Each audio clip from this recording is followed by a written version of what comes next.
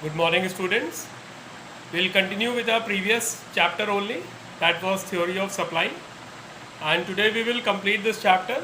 We have to cover only the last topic, and after that, you have to complete all the back answers, all the back questions, and you have to write it in your fair copy.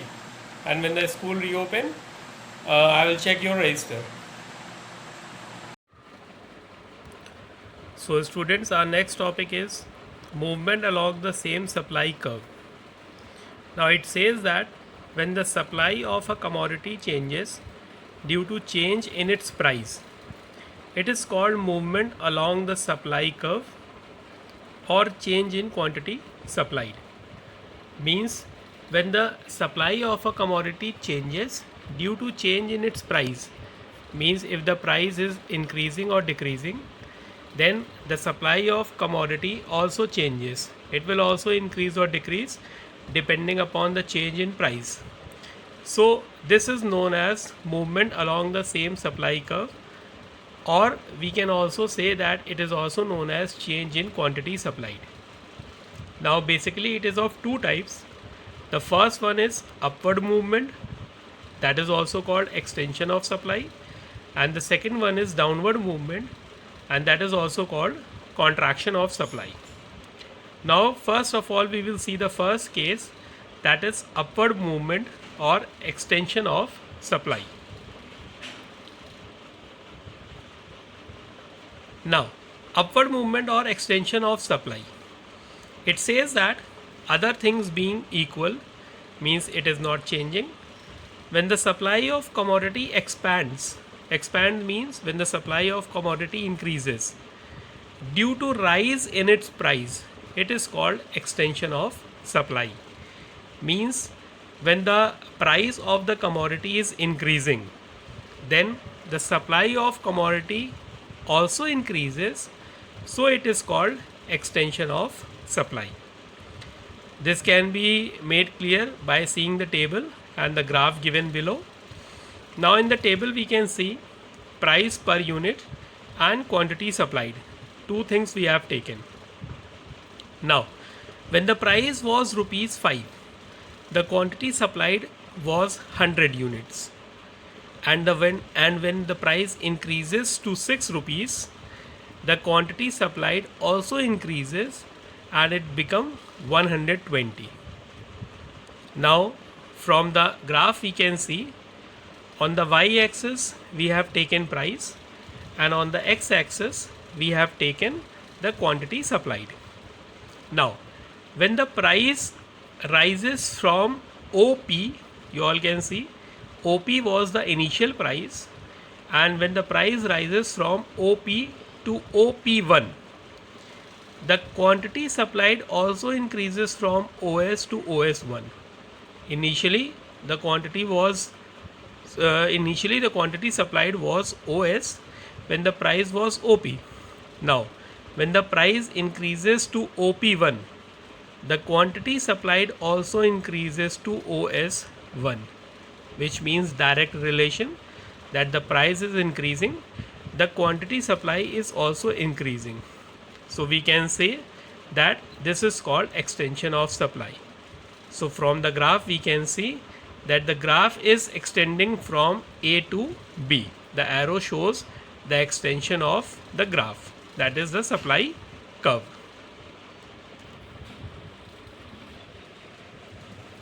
Now we have the downward movement.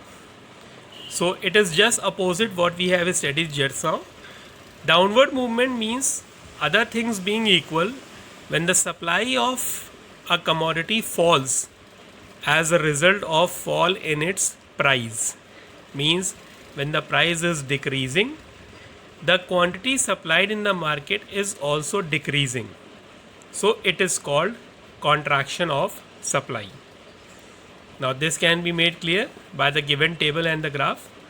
Now see, in the table we have taken two things, price per unit and the quantity supplied.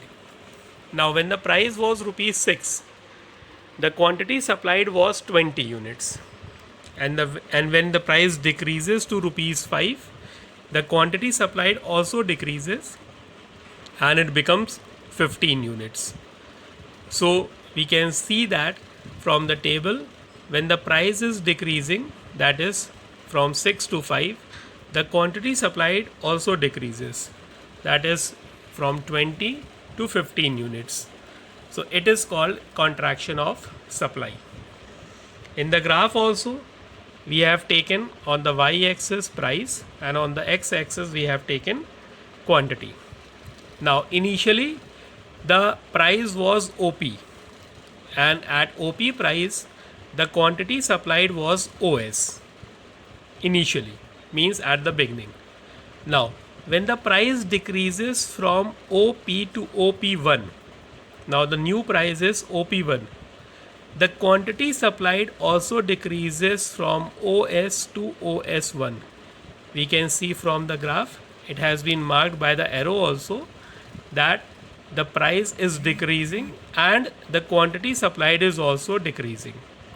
So that is called contraction of supply, which has been marked in the bracket also on the x-axis, that the supply is decreasing from S to S1. So this is called contraction of supply.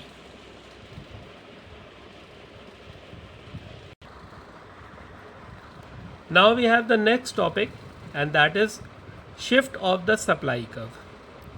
Now it says that, we have already said it, when the supply of commodity changes due to factor other than price, means before we have studied that the price was changing and other factors were remain constant. Now in this, the price will remain constant and the other factors changes. Now if this happen, it is called shift of the supply curve. Now this is also of two types. The first one is increase in supply and the second one is decrease in supply. Now in increase in supply, you all can see from the table that the price is same, means the price was 5 rupees and the quantity supplied initially was rupees 100. Now again in the next case also the price was same, but the quantity supplied increases from 100 to 120 units. So we can see in the graph also, in the graph we have taken price on the y-axis and quantity supplied on the x-axis. Now in the price we can see the price remains OP. The price is OP and the producer initially selling the quantity was only OS. Now the price remains same, but the other factors changes, which changes the quantity supplied from OS to OS1. So the supply curve also changes from SS to S1 S1, that is, it is shifting rightward to take a new position, and that is S1 S1. So from this we can see that the supply curve shows that the producer is prepared to sell more quantity at the same original price, and the same original price was OP only. Now we have the causes of increase in supply. So the first cause is fall in prices of input. Now fall in prices of input factors cause fall in cost of production, because when the factor inputs prices falling, then the cost of production will also decrease, which result in increase in supply. The second one is improvement in technology. Any improvement in technology will cause fall in the cost of production, and as the cost of production decreases, the marginal cost curve comes down and the supply curve will shift towards the right. The next is fall in prices of competitive goods. If prices of competitive goods fall, the supply of goods would increase.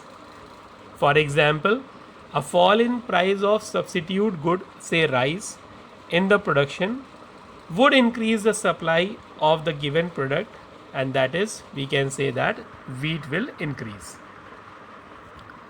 The last one is number of firms. The larger the number of firms, the larger will be the market supply at the same price, because more the firms, more quantity supplied will be there in the market. Now we have decrease in supply. Now decrease in supply refers to the situation in which the producer supply less quantity at the same price.